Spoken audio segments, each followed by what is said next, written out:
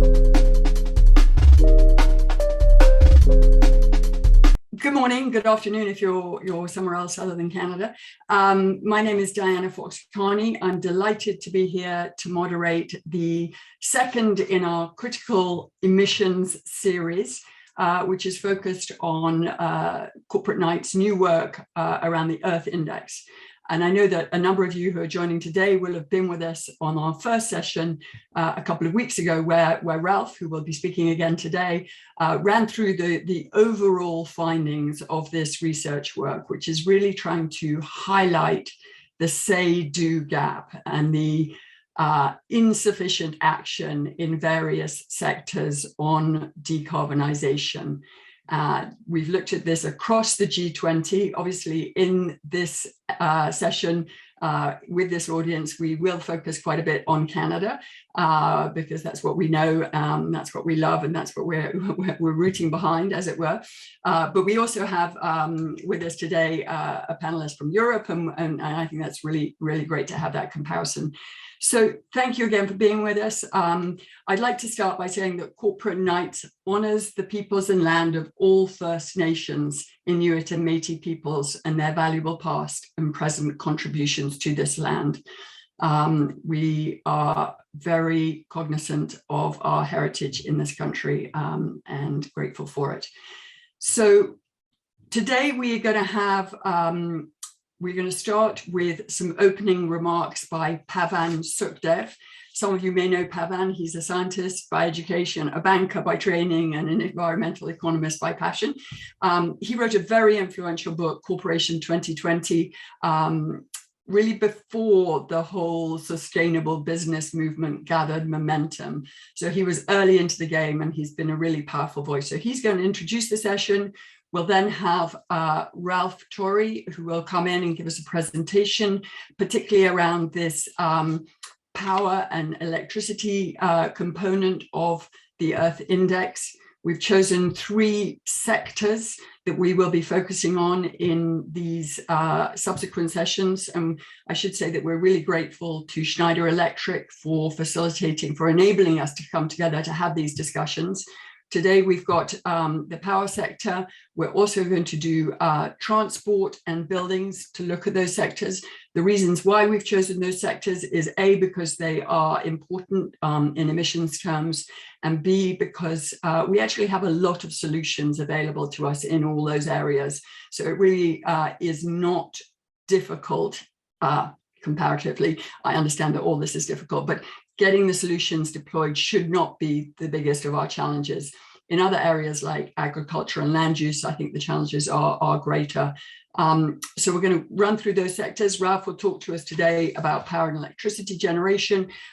We then have a great panel discussion. And as always, I would encourage you to place your questions in the chat throughout, and I will try and work those into our conversation. So I'm not going to waste any more time. I'm going to pass over now to Ralph for his presentation. Thank you again for being with us. Many apologies, I was getting ahead of myself. Of course, we have Pavan first. Thank you. My friends, since this year began, it has been gut-wrenching to hear the climate news day after day. A weather station in the Antarctic recorded a temperature 40 degrees Celsius above average, and at the same time, another in the Arctic, temperatures 30 degrees Celsius higher. Could climate's canary in the coal mine have cried to us any louder? Then, a NASA scientist chained himself to the doors of a US bank which leads the fray in fossil fuel financing. Then, a climate activist immolated himself in protest right in front of the White House, and he soon died of his burns.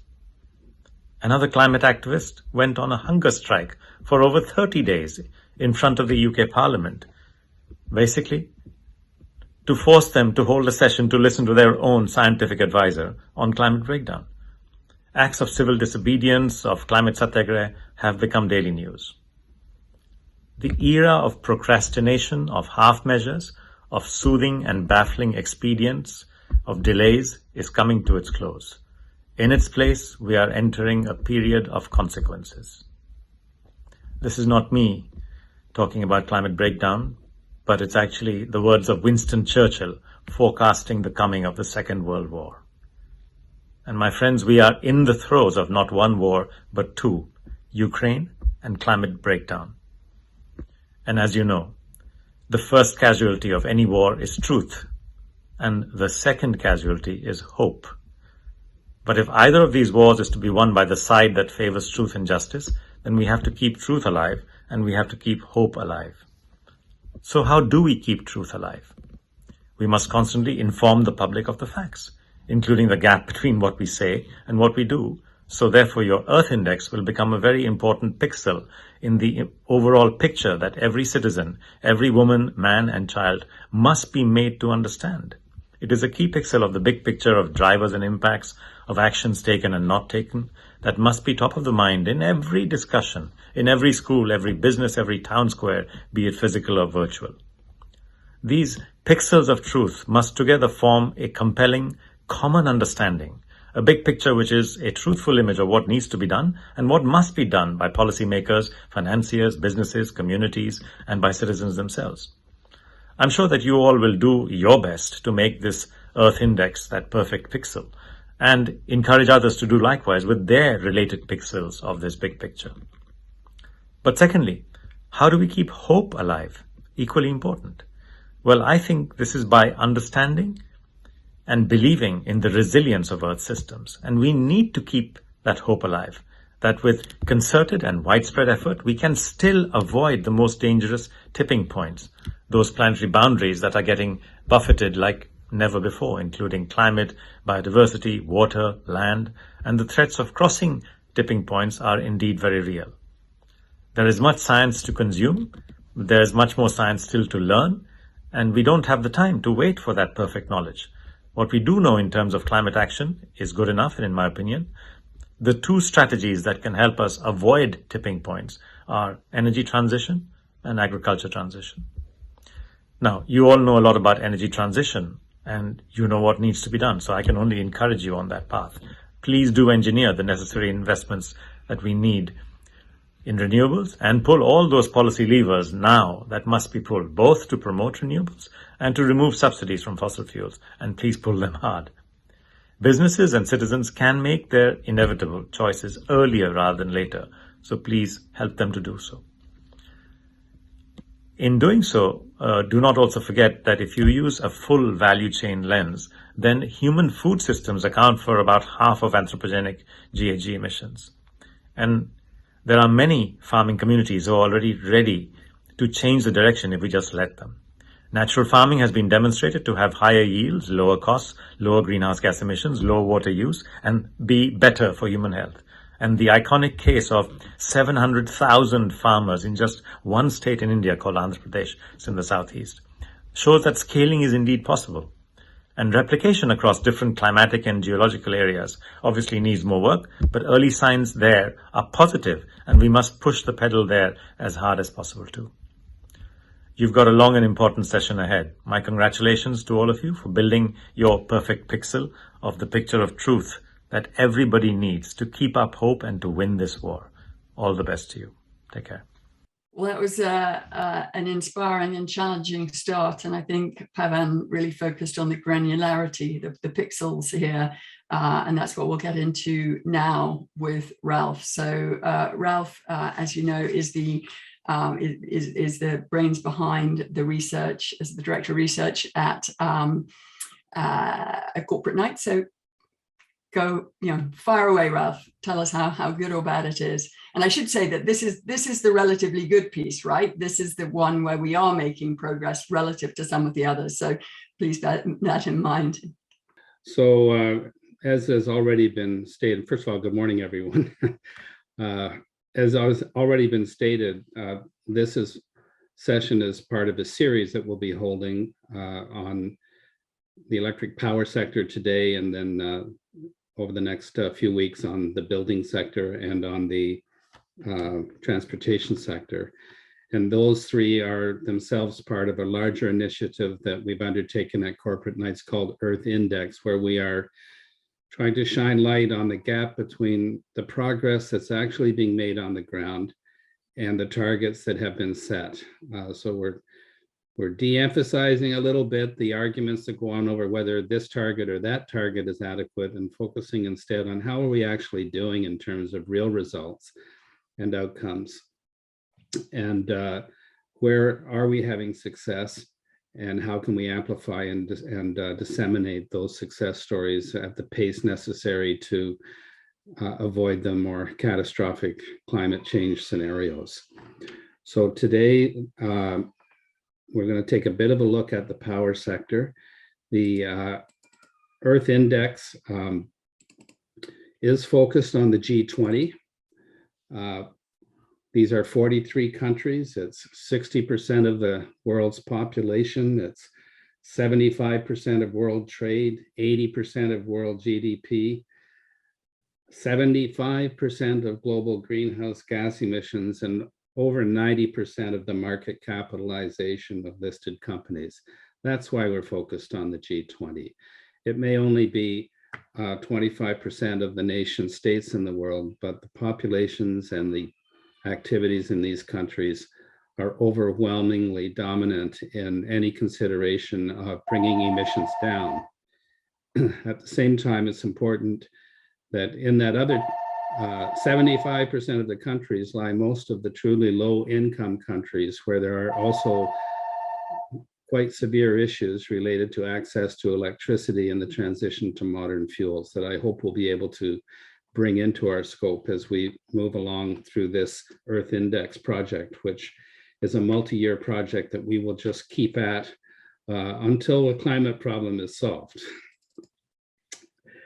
At the core of the Earth Index are these comparisons that we're making between the actual pace of emission reductions being achieved by sector in each of the G20 members and the pace that they would need to achieve in order to be on track for their own stated target. There's material about this on our website. I won't go into it in any detail at all this morning, except to say that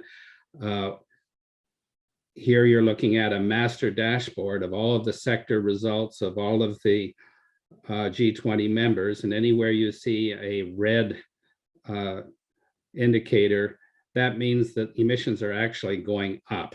Never mind being on track to meeting the target, they're not even going in the right direction. In those boxes where you see yellow, emissions are indeed coming down, but not nearly at enough, at a pace that would be on track to meet the 2030 targets as stated by the G20 countries themselves. And where you see green, we have instances where the sector results in countries are in fact, at least in the year that we did this for, and we'll do this every year, are in fact making sufficient progress that if that rate of progress can be maintained, the target would be reached by 2030. The overall big picture context, and I'm going to switch in a moment to some more Canadian specific examples, because I know most of you tuned in today are Canadians, but this is a global project, and I want to say a little bit about that big context. First of all, if we're going to bend this curve, the energy transition, as we heard in the introductory remarks, is going to be one of the pillars of how we do that, arguably the central pillar. And it will be the business story of the 21st century, and it will be largely define the human story of the 21st century. And in this next critical decade, in the 2020s, where the activity must be most intense are in those sectors where we have the solutions in hand and where the challenges that we're facing have to do with scaling up with the institutional and the financial and the business and policy strategies that can scale the clean buildings and the clean power and the electric vehicles to the levels that they need to be to bend that curve. Electricity is particularly important because as an early starter, because transitioning the electricity sector to zero emissions is a foundational measure for supporting many of the strategies in other sectors which are depending on electrification to achieve their zero emission goals. This is a big picture of where the electricity comes from in the G20. The darker of each of the colors represents the contribution of the high income countries. That includes Canada, obviously. And the lighter shade in each case represents the contribution from the middle income countries. There are no low income countries in the G20. And as you can see, fossil fuels continue to provide 2/3 of the total energy use in the G20. This is energy end use that we're looking at. Electricity, about 22%. Heat, through not so much here in North America, but in Europe, quite prevalent, 4% of the total. And the direct use of biomass, mostly in small scale applications, 8%. That's the situation that we're starting with. And that red has to go away. We need to be able to eliminate or virtually eliminate fossil fuel use, notwithstanding the possible role for some residual use of carbon capture and storage can deliver on its promises. So this is what puts electrification at the center of the energy transition and the climate change response of the energy sector. We need to use electrification as a key strategy for decarbonizing transportation and buildings. And we'll be going into that in our future sessions in more detail. When you look at where that blue is coming from right now, where that electricity, how it's being generated, this is the picture. We have on the left-hand side a group of bars representing the mix of electricity sources in the high-income countries, and in the right, a set of bars showing the mix of electricity in the middle-income countries. And as you can see, the generation of coal-fired electricity in the middle-income countries, in particular China, but also India and Indonesia, towers above all of the other electricity contributions. In fact, it's the use of coal for the generation of electricity is still a central reality in the world's electricity system, and obviously a high priority for phasing out. You can also see some other interesting differences between the high and the middle income countries here. In particular, the much greater role that nuclear plays in the high income countries than in the low income countries.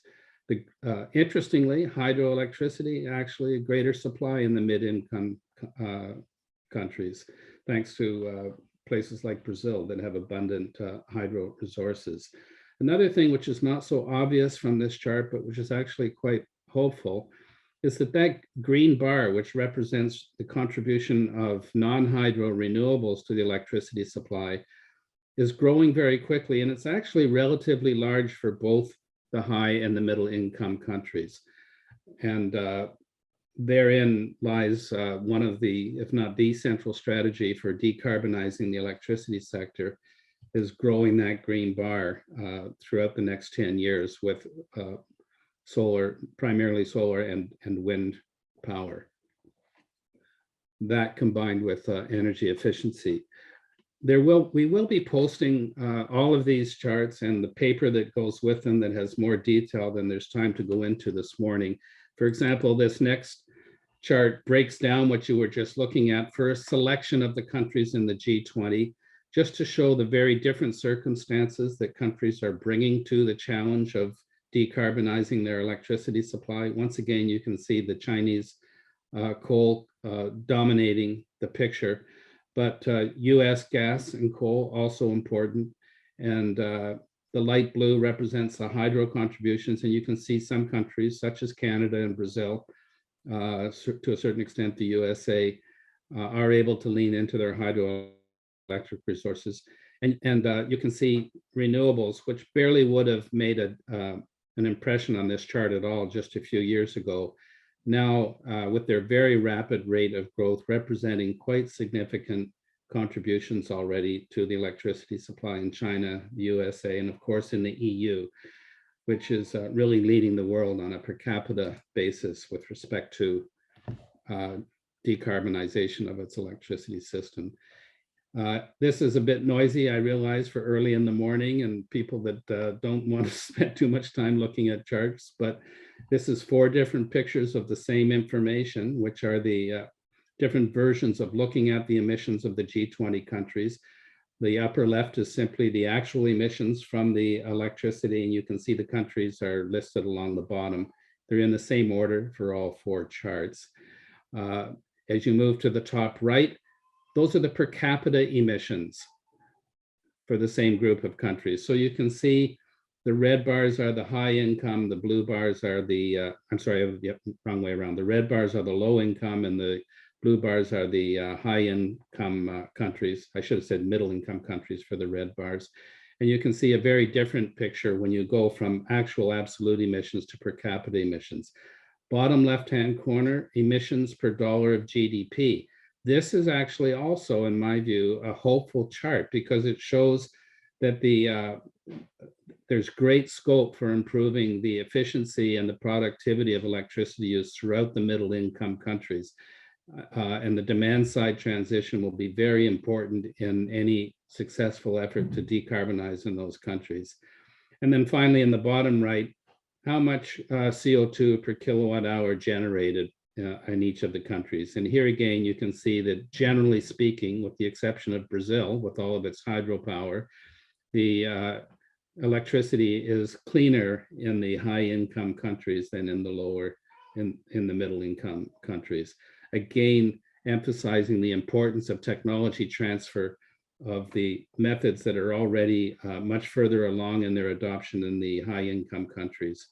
North-south flow of investment is critical to the climate transition in so many ways, and you see that in the electric power sector. This chart, I won't dwell on this too long, except to say that the dark bars represent the contribution that clean electricity is making to the total energy supply by country. And as you will notice, it's pretty small. The countries that are actually at the top end of this, which includes Canada, Sweden leads the group, are just tipping at the 30% mark. And if we are going to completely decarbonize our energy system, and if electricity is going to be a central strategy for achieving that, as it must be, then that green bar needs to get much bigger. And that means both increasing the share of end use, which is provided by electricity, while at the same time increasing the share of electricity, which is coming from non-emitting sources. There is great hope and reasons for hope that these very strong growth rates can be achieved in the electricity sector. We talk a lot about solar and wind, and when you look at a chart like this that shows the projected growth of these sources, it is quite remarkable.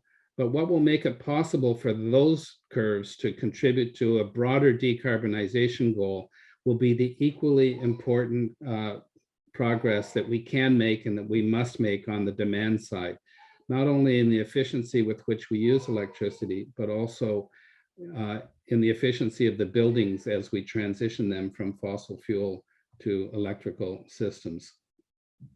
I'll skip over this.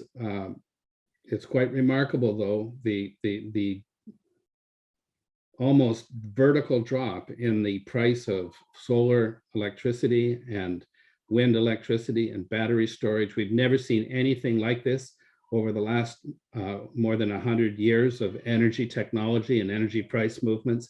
Not in oil, not in gas. Never before have we seen energy technologies come down in price so far, so fast. And that's a logarithmic scale you're looking at on the left-hand side. And those very, very steep curves represent the drop in the price of solar and wind and battery storage that we are witnessing, and which is ongoing. A few words before I wrap up about the Canadian situation. This is our, more or less, I'm not going to fuss over the details. Our electricity consumption has been fairly steady for the last few years in this country, and this is the way we get our electricity. The blue is hydro, The green is mostly wind, but some solar and biomass.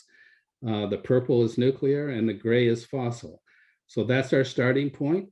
If we are going to convert our transportation sector and our buildings to electricity, we would need to not only replace the 130 terawatt hours in this pie with non-emitting power, but we would have to come up with the electricity that we would require in order to provide all of those new buildings and vehicles that have formerly been powered with fossil fuels. And therein lies the central challenge in electrification. How can you electrify while at this, all these end uses, while at the same time building enough non-emitting generation fast enough to keep the whole system decarbonized?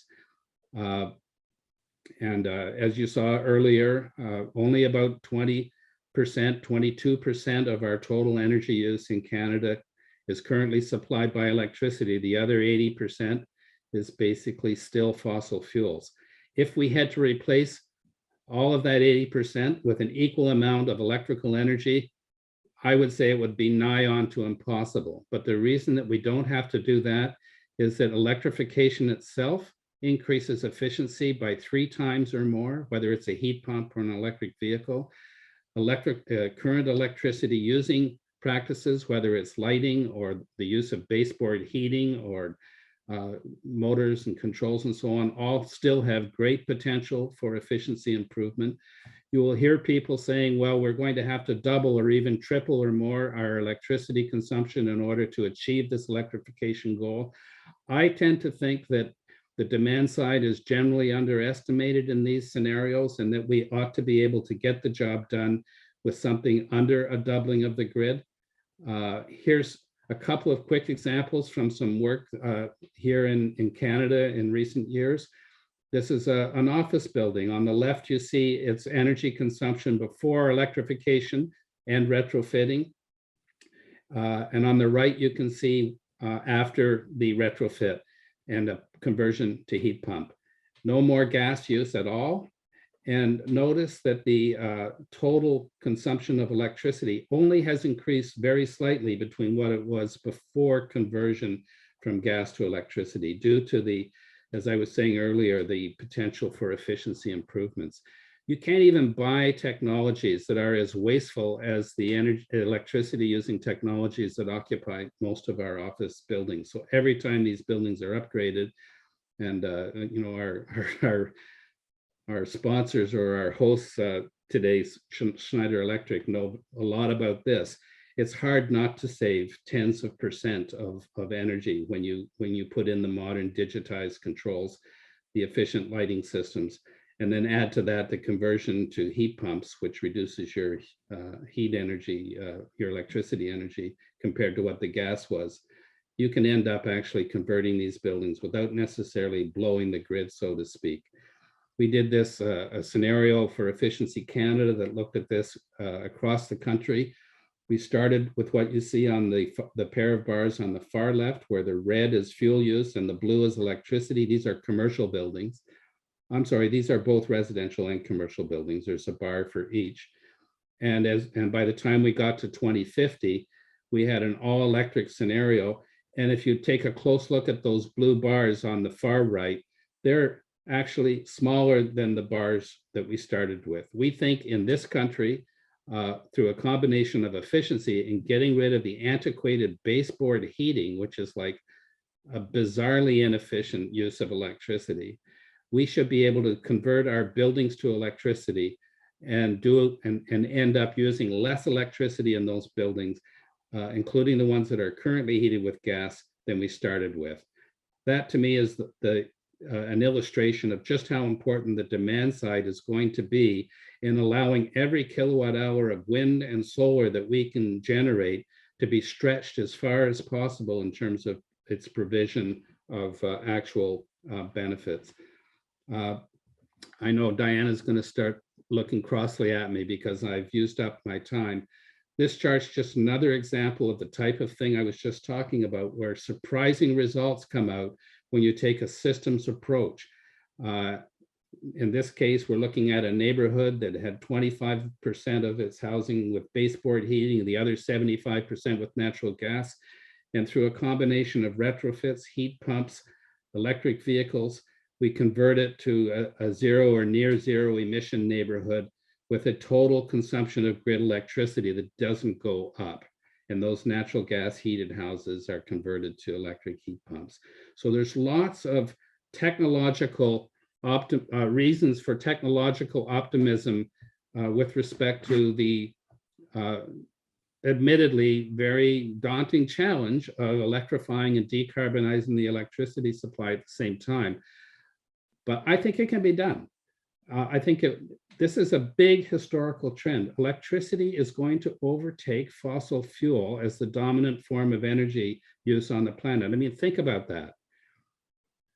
That's a mega trend of the first order, and it will largely define, as I said earlier, the history of technology and business in the 21st century. Just as the successful economies of the 20th century had to be involved in the oil and automobile industries, so too will it be true that the successful economies in the 21st century will be those that are supplying the supply and the demand solutions for this transition of the energy system to electrification. I won't read these because I am out of time, but I'll just highlight one or two points before stopping. I want to say on the third bullet here, our technology on this sector is not what's holding us back. Our technology has actually outrun our regulatory and policy frameworks. It's outrun our business models. It's outrun our financial infrastructure. And so we end up being very frustrated because we know how to do it. We can see what needs to be built, but the soft infrastructure for making it happen is not yet fully in place. I've already emphasized the importance of efficiency. It's a keystone to electrification. Without it, we will not succeed. In this country, east-west connectivity is another critical issue. All of our hydro-rich provinces are right next door to provinces that are still reliant on fossil generation. It's a no-brainer that we should be focusing on increasing east-west interties, especially between Atlantic Canada and Quebec, but also between Ontario and Quebec. And I would argue also Manitoba and Saskatchewan and BC and Alberta. And finally, I would say that this has to be done in a way that doesn't leave anybody behind. If for no other reason that an energy transition that is not a just transition will not likely succeed. The political support and license for proceeding will disintegrate. So this is largely comes back to the question, in my opinion, of financial and institutional infrastructure that has to be in place to smooth out the capital intensity of this transition so that it doesn't inequitably hurt those who don't have the capital themselves to make the necessary investments. We do this all the time. We build highways, we build roads, we build power plants, we build oil sands plants, very, very expensive undertakings. And we have found a way over the decades to smooth out the financing of these large capital enterprises. And we need that kind of entrepreneurial innovation very, very much right now being applied to the financial, regulatory, and business strategy and policy strategy innovation, which is holding us up in the drive to electrify and decarbonize the electricity supply at the same time. So those are my opening remarks. I hope it gives us something to talk about. I think we can do this. We're starting from small beginnings, but it's springtime. I just planted some tomato seeds. My gosh, they're small, but I'll be eating huge tomatoes by August. So I think if we stop to think about how very large consequences can grow out of well-tended gardens from small beginnings, we can see a path forward for achieving the electrification of our end uses simultaneously with a growth of the decarbonized, non-emitting, renewable electricity supply. Ralph, thank you for that fantastic introduction. You've covered so much ground. Now we're going to discuss that. To do that, we have two people here today. We have Filip Engel, and Filip is VP with responsibility for sustainability, public affairs, branding, and marketing at Ørsted, which is ranked the most sustainable company by Corporate Knights. It's a fantastic company that's transitioned from being fossil fuel dependent to a real standard bearer for green energy. So I think Filip will be able to share some of that story and talk about the challenges that have been overcome and the ones that are yet to be vanquished. We also have Julia Frayer. Julia is Managing Director at London Economics International, and she works in the energy sector, in the power sector, as a consultant and providing insights into policy and other issues in that space. And in fact, what I'm going to do to start is to get Julia specifically just to tell us a little bit about her intersection with the kinds of issues that Ralph has been talking about today, just so we can place you more effectively. Thank you, Julia. Thank you, Diana. Good morning to everyone. So maybe I could start with a little bit of background on myself and my firm. I like to call myself an applied economist. So what does that mean? Well, it really speaks to the two words. I take the lessons learned from economic theory, and then I apply it to the very messy real world of the energy sector. My specialty is energy economics. And over the last 25 years, I've spent advising a diverse mix of clients, really the full spectrum: utilities, regulators, investors and independent power producers, large and small customers, advocates for customers, and various trade associations. I've worked on the generation side, I've worked on the transmission side, as well as distribution. And I've also worked across the globe in Canada, the US, of course, where I currently live, in South America, in Europe, and Asia as well. And I've got colleagues at London Economics that work currently in Africa.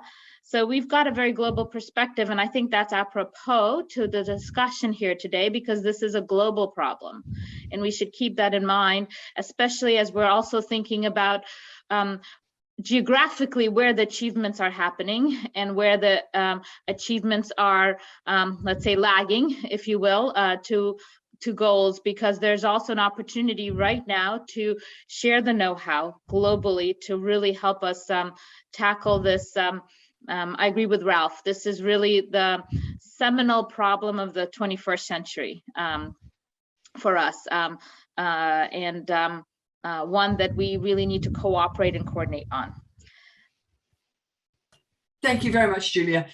So Ralph gave us a really good exposition, and he talked about the demand side and the supply side, and he talked about the need to electrify everything while cleaning up the grids across the G20 countries. And I think really highlighted how fortunate we are in Canada, how our natural resources have given us a really a head start in this space. And I think that's highlighted by the fact that Brazil also does well in power generation. And you don't think of Brazil as being a sort of green exemplar, but they too have great hydro resources. So we're in a good position. But the things that I want to address today is, and we have a number of questions coming in. The first is, we have a number of technologies that are ready to go, and the question of how we increase the scale of those. And that's what I'm going to ask Filip about. Then there have been a number of questions about new technologies. And obviously we hear a lot about, nuclear has kind of come up the agenda again, both out of kind of necessity, but also because of innovations around small modular reactors. We've got, hydrogen. We've got more talk about geothermal being a great base load provider, for example. I'd love to talk with you both about where we think those sides are going.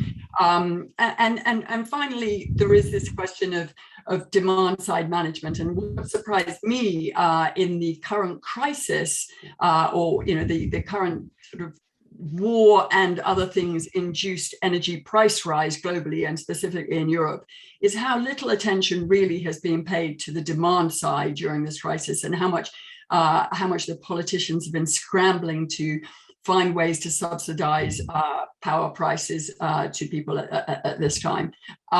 So those are my three areas, but other people may have different ones. So first of all, Philip, how do we deploy more of these technologies that we have? You know Europe well, but I think many of your observations will be global. Thank you so much, Diana. And yeah, I guess I can speak to other parts than Europe also. We are in Europe, we are also in the US and also in a lot of APAC markets. And what we see is the same across the board. Essentially, the challenges are more or less the same. And the good news is that we have the technologies, which is also what I think you're saying there, Diana, and also what Ralph was saying, and congratulations on that analysis. I was going through the analysis the other day, and I think it's quite an impressive work that you've done there. We have the technologies. Wind energy and solar can be the backbone of that electrification that Ralph was talking about, combined with green fuels, ammonia, methanol produced, and hydrogen in general produced on the basis of those technologies. So we have the technologies. It's not a technology sort of challenge. It's not a challenge when it comes to attracting capital. There's a lot of capital sitting out there waiting to be invested. It's a question of leadership. It's a question of trying to manage and find ways around the multiple barriers that are there for deploying, accelerating the transformation to renewables. And so when you ask, so what can we do? And this is where the bad news comes in. There's a lot we need to do.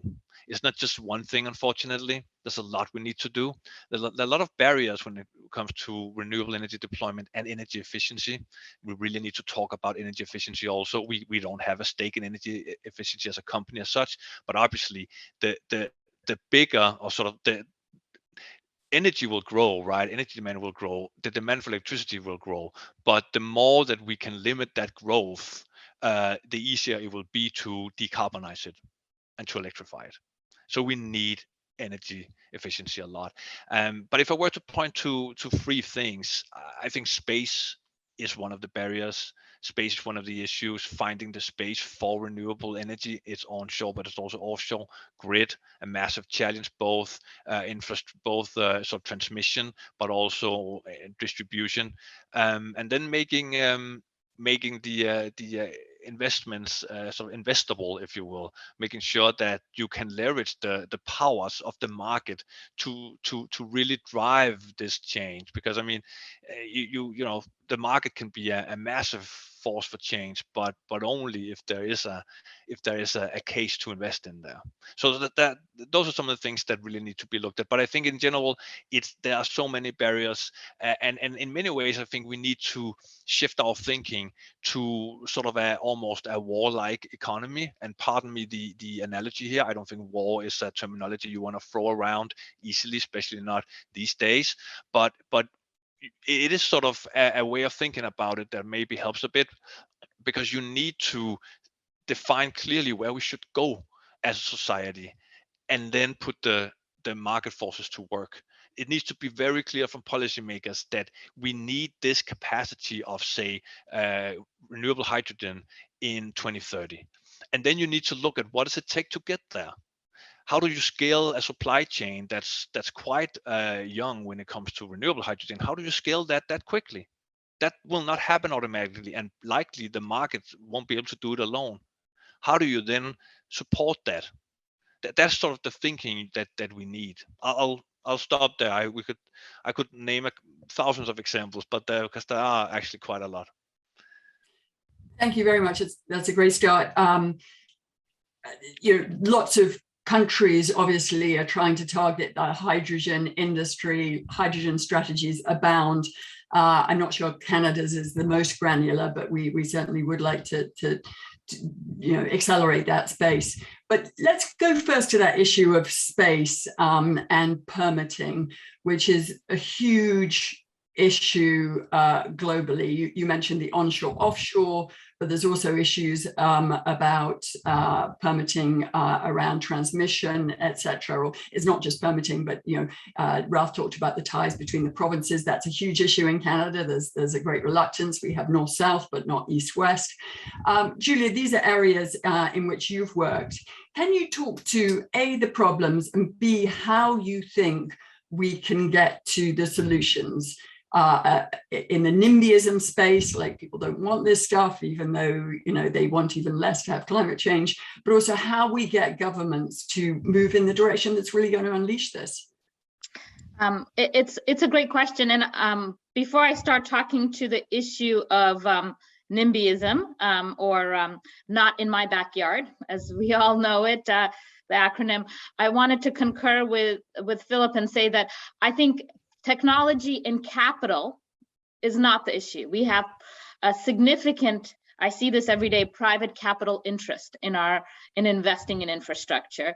The issues really are where to build. This is the land use issue, and who pays for it. And where to build really comes back to overcoming those permitting and siting issues that are roadblocks. Be that on the land or on the sea. And I think one of the way that I like to talk to clients about this is we need to remind ourselves that land and space is limited just like our natural resources. It is something that we will have scarcity of. We already have scarcity of, frankly, when we think about it as it aligns with consumers, but we will have even more scarcity of over time. So we should apply various principles we know from economics and thinking about how to determine the best use of land or coordinate multiple uses of land and see in a way. And I think from a really practical perspective in terms of accelerating the change and overcoming NIMBYism, for me, it boils down to balanced regulation. Siting and permitting always involves various regulatory actors. And in Canada and the US, it actually sometimes involves both provincial and federal actors that need to make a decision on projects.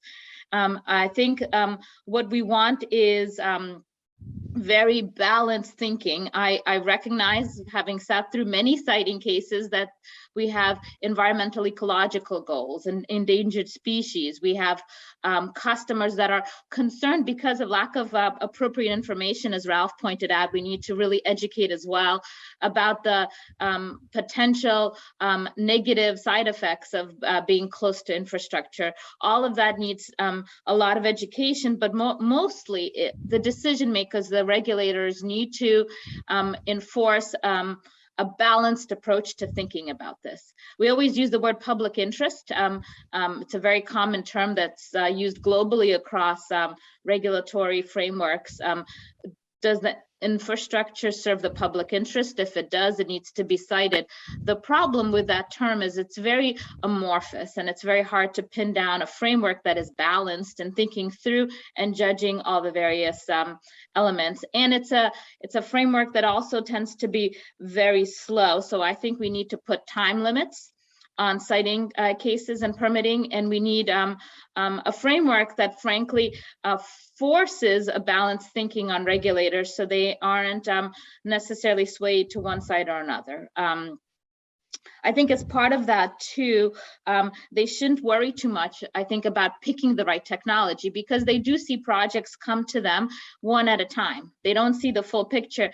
And the reason I say this is we're going to need all the technologies. We need, in a multiple choice test, if it's A, B, C, D, E, and E being all of the above, we need all of the above. So they shouldn't worry about, okay, I'm picking transmission, so I'm going to foreclose opportunity for, I don't know, distributed solar.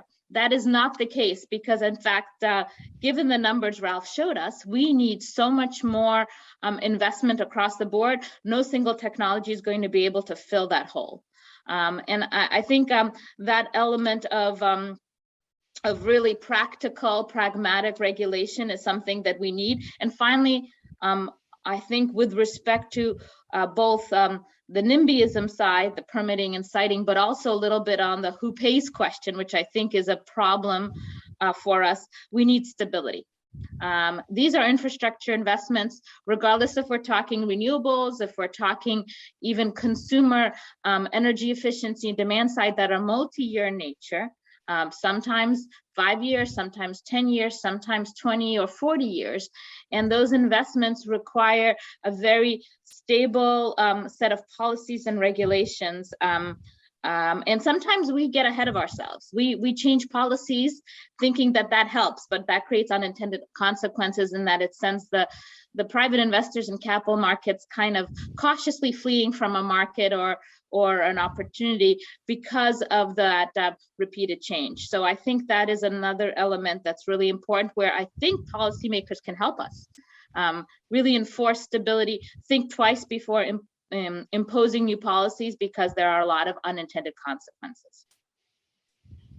Thank you, Julia. That's a really important point that you make. And I work with a number of climate investors, and the fear of basically doing anything that involves government is real. It's much easier to work with software solutions or things that can be completely private sector. Once you have to get into those engagements with governments, it slows everything down. It's unpredictable, and that's a real barrier to investment.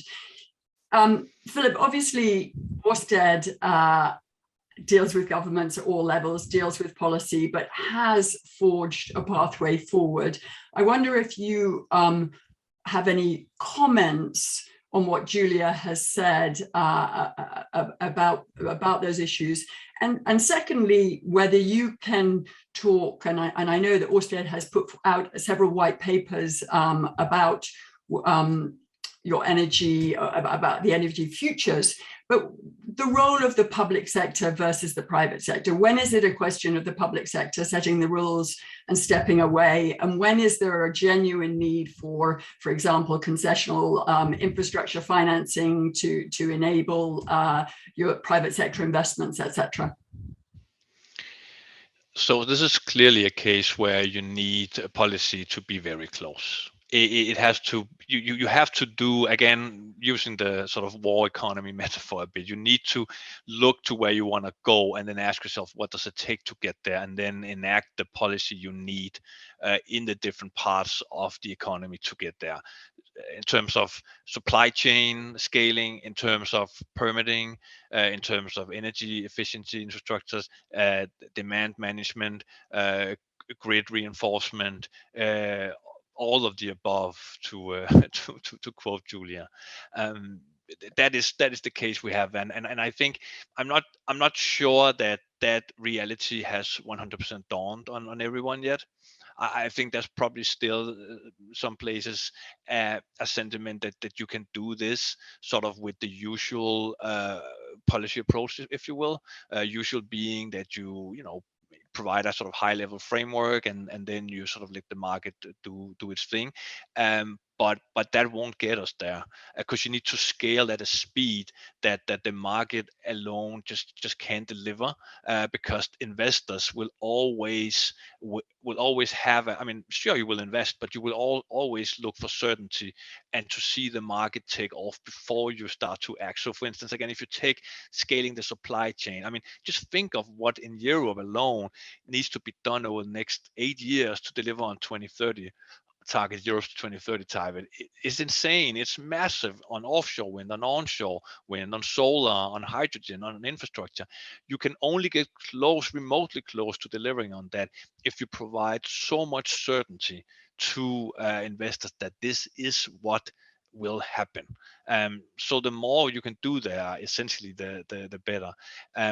And then you asked for sort of comments on Julia's great analysis of the situation, and I think to some extent I think I just did that. But if I were to come up with another example of a challenge that Julia also pointed to, it would certainly be permitting and finding the space, right? And I think a part of it is when it comes to permitting, a part of it is simply to have processes that are simple. In many markets, you need to go through maybe 20 or 30 different touch points with different agencies to go through a permitting process on one, say, offshore wind project. that takes forever. So you from the time you start to you actually commission your offshore wind project, it may take 7, 8, 9 years. And you're not going to deliver then on the decarbonization targets and renewable energy build-out targets. And a second example of finding the space, marine spatial planning, when you talk about offshore wind, but spatial planning in general will be critical here. And in general, energy infrastructure has been sort of one of the last activities that's been prioritized, and there's been a lot of different other activities for historical reasons that have been prioritized. Let me give you a bit odd example. In Denmark, just to use an example from our sort of home country, in Denmark, up until very recently, actually they can still do that, churches have been able to veto onshore wind within a proximity of, I think, 3 kilometers, if they thought that it was, visually impeding, annoying in some way. That's just a legacy thing that's actually the industry has mentioned. We have quite a few churches, for historical reasons in this country, and it's a small country. So this is something that the industry has pointed to, but nothing was done about it until now. Now I think that will be changed. This is just one example. Of course, you don't want to put an onshore wind turbines right next to a cemetery in a church, but it's just a really good example of these historical barriers where there's not really a good reason, but because the opportunities there, they go out and speak out and they say, we don't really like those wind turbines, and then the project dies down. You can't do a lot when it comes to co-use and coexistence. One of the things that will be critical is to do offshore wind development and onshore development in a way that's biodiversity net positive. That's not going to be easy, but we need to find a way of doing it so that when you do the offshore wind project, for instance, you make sure that you leave nature in a at least as good or better state than it was before. I think that's a great point. There's lots of battles within the, broadly speaking, environmental community about this and about the biodiversity nature implications of renewable energy, in addition to the sort of general kind of NIMBY ones. But, if you're putting transmission through forests, if you're doing other things, what happens? Friends are actually ask me about this, what is the impact on a solar field on nature? Can you, do you lose all that land to nature and to food? I don't know the answer to those questions. I think the industry could do a lot better in kind of explaining how we can meet a number of goals at once. There's so many questions. This is such an important and exciting topic. Google just recently put out a white paper, a policy white paper around renewable energy. They're a kind of leader in 24/7 renewable, which is the new standard, which is actual use, actual renewable energy used at every point in your supply chain. The 4 things that they mentioned are: 1, investment in R&D to bring new technologies online, and we can get to that new technology piece. The second is to remove regulatory barriers, which we've been talking about to a good degree. The third is to increase competition within electricity markets. Obviously, in Canada, that is, we do not have a very competitive market. The consumer cannot choose, and the mostly provincial monopolies. And the fourth one is performance standards, clean energy performance standards. And as most of the people on this call will know, that Canada has a clean electricity standard in development. It's been in development for a bit of time. They've just closed the consultation on this. And I just wanted you both to comment on whether you think that those four pieces are the right ones, and whether you have any views on the competition or the performance standard regulations and how important they will be to accelerating. I think we know we're on the trajectory, but we're not making, as Ralph pointed out, we're not doing it at the pace we need to. So it's all about the acceleration now. So Julia, any thoughts on those two? Well, let me try to unpack. There's a lot of issues, right? that could go together. Could also we could spend hours talking about each one. I think that my interpretation, a very personal one, not of any of my clients, is that the push for a clean energy standard provides momentum for and the push for competition as well provides for momentum of introducing new actors to the market, or I shouldn't even use the word market, but to the sector, new actors that will bring innovation and technology. It also, I think, although it's unsaid, creates what I call the stability play on the who pays question.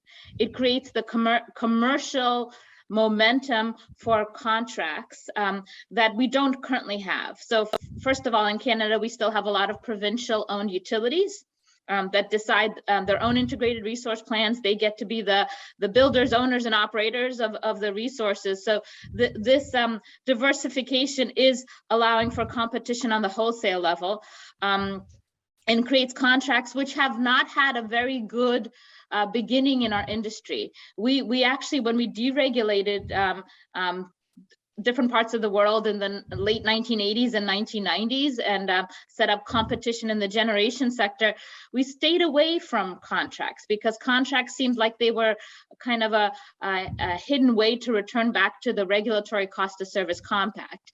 And I think that's been a mistake. It has an ugly name in our industry, and without contracts, it actually heralds to what Philip said. We don't give investors that stability in their revenue streams to allow them to then make those capital intensive investments and to recover that. So I think allowing for programs like the Clean Energy Standard that really gets us to the point of trying to drive investment through commercial arrangements and means other than the very short-term and very volatile wholesale spot markets we currently have is a good thing. I think that's what we need in our industry to make up for the fact that we only have really 20 years left to get to our end goals by 2050. I think also, when we talk about competition, I think most people talk about competition at the wholesale level, but the fact that Google's talking about it is really important. I think they're talking about competition at the what we call the retail level, at the customer level. And for me, that's really important. We need to start blurring the lines between end users who may be actually, even in some jurisdictions, still captive to their local utility, and big wholesale producers of renewable clean energy supply.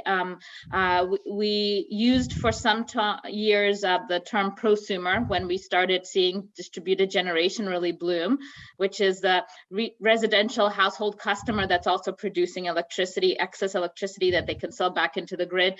That term is a little bit dated now. I think what we need to do is really rethink electricity not as a public good, a singular commodity, but as a service, and let retail individual customers really choose what kind of service they want, like we've done with a lot of other infrastructure industries. We've done that with capital intensive airline industries. We've done it with telecoms industries. We need to go that extra kind of mile in rethinking about how individual consumers can tap into and engage in the industry. And I think to some degree, Ralph mentioned this as well in his opening remarks. This is the demand side that nobody's really counting on right now. That's a great opportunity for us. So I like the way that Google has structured their ethos, I guess, the Four Cornerstones. I would rethink a little bit about that, but I think they line up with my concerns that we need really pragmatic policies. We need probably less regulation, or at least a different form of regulation than we've had before. And we need commercial environments and competition that really supports the final end user getting a say in what kind of quality of electricity they want, what kind of reliability they want. Maybe they want to not consume electricity when others are consuming and get paid for it. That works too. I think I'm going to come on to Philip. One point about that consumer choice is I noted in the UK, Octopus Energy are now saying if they are your supplier, and it is a competitive market in the UK at a consumer level, and you live close to a wind farm, you would get cheaper electricity. So that's one kind of practical way to get perhaps to reduce the sense of NIMBYism if people have an economic incentive to think about construction in their area. I'm not quite sure whether it works yet. It's a suggestion, but I do think it's interesting. Philip, your thoughts on those 4 buckets on competition and performance standards. Do you agree with Julia? Yeah, I do, and I think the Google's position there, calls for actions. I think they're great starting point. I agree a lot with what Julia's saying about competition, and I think it's about mobilizing the customer. One thing is the residential customers, but above all, it's about mobilizing this world's Googles. And this world's big chemicals company and big industrial users in general. When you have power markets that are volatile, the way that you will always, if it's not a fully integrated, horizontally vertically integrated energy system where you have an incumbent that basically sits with the full value chain, you will always, as developer, you will look for investment certainty. And in a volatile power market, how do you do that? Well, either you get that through the sort of the contract with the government, if it's something that the government is involved in, or if it's not, you can go to corporate customers. Or if it's a tender for, say, offshore wind, and there's no fixed price contract, but it's just based on the fluctuating power price, then you go for the big corporate customers. And that's something I think we're going to be seeing much more of, because the way that Google does it, if you as an energy developer, you sell your power at a fixed price to the Googles of this world, then you have that revenue certainty, and it also takes risk away from the books of Google. So what governments can do there, coming back to policy, is also to incentivize that by asking big corporates to disclose, asking them to report on our carbon emissions, scope 1, 2, and 3, and well, maybe even asking them to reduce their emissions, because that will drive that demand from corporates. That will drive that demand for renewable capacity, and also it's a very important and a very big influential player, obviously, in any economy, to have this world's Googles and chemicals company and industry in general to weigh in and ask for governments to get the right policy in place, so that they can procure green energy. Because at the moment, that's actually one of the issues, at least what we see in Europe, that there's simply not enough to go around. But the companies, a lot of big companies, are actually doing advocacy and asking governments to make sure that there's more renewables, and that's a major driver of change. I think it's worth saying that one of the most wonderful things about renewable energy is that the more of it's demanded, the cheaper it becomes in general. The more we do it, the more we drive down prices, the more accessible it becomes, the more amenable to the issues that Ralph talked about energy affordability are really key for, certainly at a consumer level. Whereas when for fossil fuels, obviously the higher the demand, the price goes up. So this is the sort of this is the good side of renewable energy. We need to, although we do need to manage demand, because we can't do it all at the same time, we do need to get big companies demanding those resources. Now, I just want to change tack a little bit and talk about these new technologies, SMRs, we've got geothermal, we've got energy storage, we've got hydrogen, we've got a number of other exciting things in play. I'm with you, Julia. I think we're in a both and moment in climate now. We need everything. We don't know the answer in some of these spaces. I think there's still a lot of disagreement over whether SMRs really will deliver nuclear power to us in the way we hope and safely. Do you have any perspectives on whether any of these are sort of better or worse plays, and how we can incentivize investment at the scale that is required to get these technologies over the line?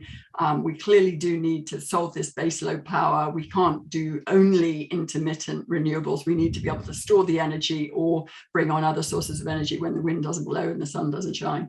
Perhaps I'll go first to Philip, since you deal with this on a daily basis, and then to Julia. So I think I think most countries can go much further than they think when it comes to integrating renewables. It's a bit like the EV discussion. You know, people look at their needs, and then they think, oh, but that one time of the year, 2 times of the year where I need to go verify, and I'm not sure there's going to be charging available. How will I do that? Okay, I'm not going to make the investment. I'm not going to buy the car. It's sort of a bit the same mechanism that, yes, you do have, obviously you will have an intermittency challenge to tackle at one point, but it will come in much later than most think. In a lot of northwestern European countries, green power actually accounts for a very, very significant share of electricity by now. In a country such as Denmark, it is 70-80%, and we haven't seen rolling blackouts. You know, we haven't seen those issues. In all fairness, we are also positioned in a good spot, so we have interconnectors to neighboring countries. Norway, for instance, that has a lot of hydropower that is easy to store, and that helps, just to give one example. But many countries will have similar types of sort of backup facilities, if you will, that they can use. So I think it's about thinking about this holistically, and thinking about demand side management, of course, interconnections, and certainly also, yes, hydrogen in different shapes or forms to also long term, if you will, store energy. Probably not to convert it back into electricity, because if you do that, first convert to hydrogen and then back, you really lose a lot of energy in the process. But it's a good way of storing surplus energy. So there is a challenge, but it's not an excuse not to take action, I'd say, and not at all. Most countries have a lot of road to cover before they'll be challenged with intermittency. That's a very general statement, I know, but that is the case. That's good to know. Always good to hear optimistic messages. Julia? I actually do agree with Philip in some ways about the opportunities. I think there's a lot of room still for additional forms of wind, solar, hydroelectric resources that are weather dependent, so in some ways intermittent. I think years ago we were always fearing that, oh my God, markets would collapse because the price would go to zero because there's no variable cost associated with those resources. That is not true. The value of energy, electricity doesn't go zero, doesn't go negative.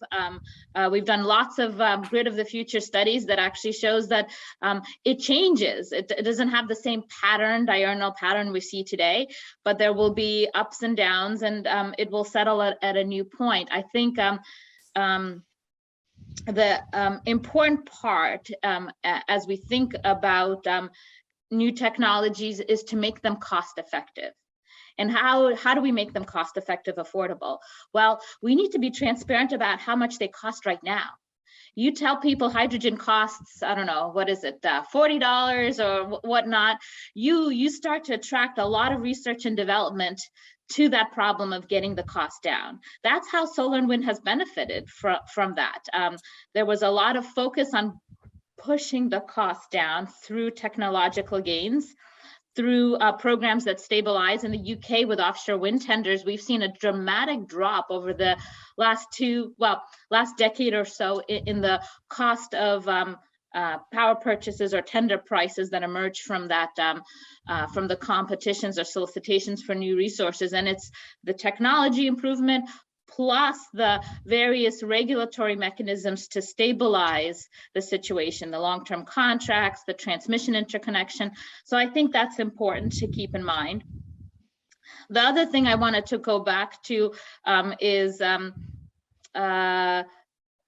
again, the technology and the geography, this expanse that we have here. So yes, maybe the sun isn't shining yet on the West Coast when it starts shining on the East Coast. But if we have transmission interconnection that is efficient, that doesn't have a high level of loss as it transfers energy across long spans, we can actually support the or diversify that intermittency with the geography we have. This is a global problem.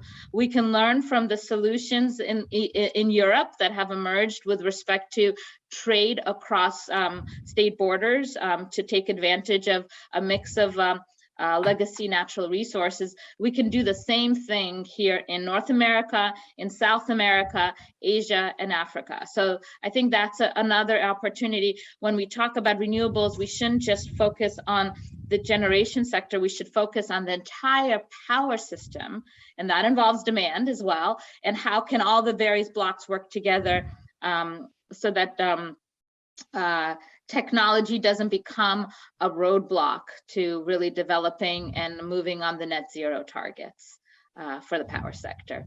And just briefly on that, on the interties, is that primarily a public investment? I'm not even sure in Europe, are the international, you talked about the ties between Denmark and Norway, are those privately financed or public infrastructure? It's public. Right. It is public. I don't think I know of one single private example in Europe, but it's something that and not in US either. But maybe I'm wrong. But it's something that I know that's been looked at. How can you leverage, for instance, how can you leverage pension funds? Yeah. To that type of infrastructure? I mean, that would be an obvious investment option for pension funds, for instance. And what we've seen in the US, we are definitely trying for we call it merchant transmission, which is private sector funded projects, but they are funded through long-term contracts. And the contracts may have counterparties that are diverse. They may be counterparties like the Googles of the world or utilities that are being motivated by their regulators, their local regulators, to pursue a diversified portfolio of resources that involves also transmission rights that allow them to import resources outside of their footprint. We're also, I think, seeing, if you look even broader perspective, global perspective, various forms of public and private partnership for these types of resources, where there is a competition to select a proponent that will build the transmission. So that's private money, but there's also a level of stability or guarantee on the revenue stream because it's rolled into rates that end users, consumers pay on the commercial arrangement side. And you could, I think of them as quasi-PPP, so public-private partnerships in that regard. They're trying to use the best of both worlds, the stability provided by knowing that you have demand and users, but also the competitive forces in procuring the infrastructure in the first place, finding the appropriate private sector partners to construct and operate, and potentially finance as well. Right. There's so much in this space, and I, for one, find it super exciting. And we've got loads of questions which we can't answer, ranging from specific technologies to local regulations, distributed energy. I just want to finish with two areas of question, and maybe Ralph will come in again too, and they're somewhat related. The first is around this affordability issue. I would argue we're already in a bumpy energy transition. We said we wanted to not have a bumpy one, but basically we're already there. We've got to manage current demand. We have an existing system. We have to manage that while bringing on new resources and spending more money. We have to spend money on the renewables while we're still spending money on the fossil fuels. Basically, it's a difficult time.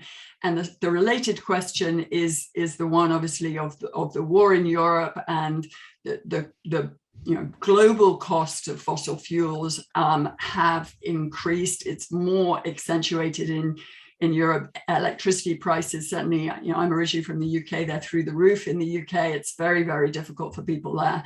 As I said, there's been a kind of panic and an effort to dampen those. One could argue that that's exactly what we need to accelerate the transition. So that is the question. Do we see what's happening now as ultimately, even though very difficult in the short term for a whole host of reasons, do we think that that is going to help with the energy transition? And are there specific ways that you can think of or talk to that we can keep people on side with this bumpy journey that we have to make to secure our future on the planet? So I'm going to Philip looks like he's very keen to talk about this, so I'll go to you and then Julia. Yeah, well, I guess yeah, I'm certainly keen to talk about it, and I guess I was thinking that you know, the jury's still out because it is still early, but yes, I do think that it will accelerate the transition. Climate, yes, it's been high on the agenda for years, but truth is that it has been hard for policymakers to react on, because that urgency, for many reasons, but that urgency just doesn't seem so close to us, despite the fact that, as was said earlier, you know, scientists are reporting 40 degrees above in the Arctic and what have you. But it doesn't change the fact that it does seem distant to a lot of people. But the war, the Russian invasion, that war, has just put the acceleration of the transition from fossil fuels to renewables so high on the political agenda, and that has given a lot of momentum. But it depends on how it's managed, obviously, the transition. You mentioned affordability as one example. It is an issue at the moment that energy prices are so high. I would argue that it's not because of renewables. I would challenge that the capital, there's a higher capital expenditure on renewables, sure, but in general, the money for that will come from private companies. That is where the brunt of it will come from, and if you secure find a way to secure the production as a developer, then you reduce risk, and then you also are looking at a sort of pretty stable production, and also you're looking at prices in a market with a lot of renewables that actually lower prices. What the problem seems to be is that most renewable markets, they are built around marginal costs, and marginal cost markets, then all the markets priced on the basis of the highest priced energy production, and that is gas at the moment, and gas is very expensive, so that increases prices a lot. So European Union is looking to reform that system, which is a very big thing, not something that would have been on the table just 1 year ago, I think. How it will be done, I'm not sure anyone really knows, but the package will be coming out of the European Union the 18th of September with 18th of May with a proposal for how to accelerate it, and this will be a part of that.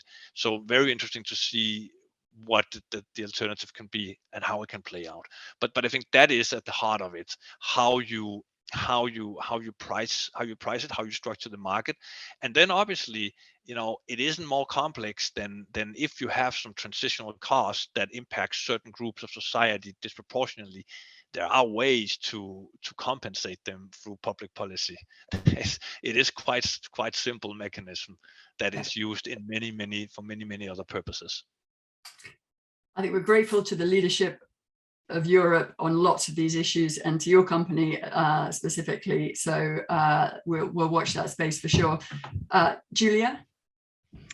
So I don't want to talk about the war, because I think it's still, you know, Philip said a lot about it, and we see it on our front page. But I did want to talk about another crisis that's in our very recent past that actually gave me a lot of food for thought, COVID. I think what the COVID pandemic has shown, I don't know if I could have any silver lining around that crisis for the world, but if I had to choose one that's specific to our energy sector and to the issue we're talking about today, we saw carbon emissions reductions drop off. Yes, we had a lot of economic turmoil because of the lockdowns and the changes in transportation, driving patterns, in industrial centers. But what we also saw is that we are resilient enough as a society to make our way through it. And we were able to, it's almost like an experiment in quitting smoking, cold turkey. We kind of quit for some short period of time of producing a lot of carbon emissions. And we were able to withstand that with a lot of unfortunate human sacrifice and damage that came as a byproduct. But I think it created a lot of lessons and opportunities, and probably changed consumer behavior around as well for the future. We have a lot more I think likelihood of folks thinking about how do I commute to the office? What kind of car do I use in the future? Maybe it isn't, as I look to purchase my next car, it isn't a typical internal combustion engine car. Maybe it is an electric vehicle. And I'm going to be commuting less, and it makes more sense dollars wise. I think there's a lot of opportunities there that crisis showed for us to change our patterns and behavior towards energy use. And I don't think it directly answers your affordability question, but I think it does go back to the idea that we can do it. On the issue of affordability, for me, it's really three things. The first one being transparency. Let's not hide that we have an affordability problem today, because we want people to throw their technological R&D capabilities at solving that. We don't want to shift costs from customers to taxpayers and hide that. We want customers to see the full cost of energy, because that will trigger them to think about whether they want to consume energy in the same traditional way they have for centuries. I think the second issue is planning, and this planning or better regulation. You asked a question earlier, Diana, about regulation, what form? I'm a strong believer in the least amount of regulation when we have missing markets, but we do have a market for electricity. It's not a missing market. And I think it's just overcoming what our technical limitations were 100 years ago, where we needed heavy-handed regulation, which we don't need these days. So we need to think about planning and regulation and help resolve that, so that we can get developers and private sector money to really solve this problem. And finally, I think it's that old mantra of reuse, recycle, reduce, the 3 R's. I think we cannot stop using fossil fuels completely cold turkey, or at least natural gas. We need a transition path. And so we need to plan for that as well. Build up other infrastructure, shift operations. We saw some provinces in Canada go off call very successfully. It took some time, but they transitioned to, and in transitioning to gas. And I think down the road, we will transition from current fossil fuel-based gas to renewable gas as well. So I think it's about planning and rethinking how we can use the existing infrastructure optimally. We're completely out of time now. Thank you so much for your thoughts. I wanted to give, like, in the last microsecond, I wanted to bring Ralph in again. You've done so much great work. Just kind of, you know, I'm going to say thank you to the audience, thank you to the panelists, and let Ralph close us out, and any last reflections relating to the index and the conversation today. Well, thank you, Diana. It's been a very stimulating discussion. If I had to pick one point to send people away with, which goes to the question of price and the question of capital intensity and even the question of security, it's to channel Peter Drucker and Herman Daly and even Amory Lovins and remind ourselves that it's the price of comfort, it's the price of access, health, happiness. These are the things that drive markets. These are the things that policy always needs to come back to. Germans pay much, much more per kilowatt hour for their electricity, but their household budget contribution to energy is about the same as it is here in Canada. So let's not lose sight of that in our fixation about commodities. You know, this AAA battery, $250 a kilowatt hour. That's how much the electricity costs. We don't care, and we shouldn't. So as we go through this transition, we need to focus on the fundamentals. And I think if we do that, and if we watch the way nature responds to these things, a distributed system is a more secure system, it's a cheaper system, it diversifies risks, it fails more safely. And I think that the answers to many of our security issues around the energy system will be addressed by the same things we need to do to reduce carbon.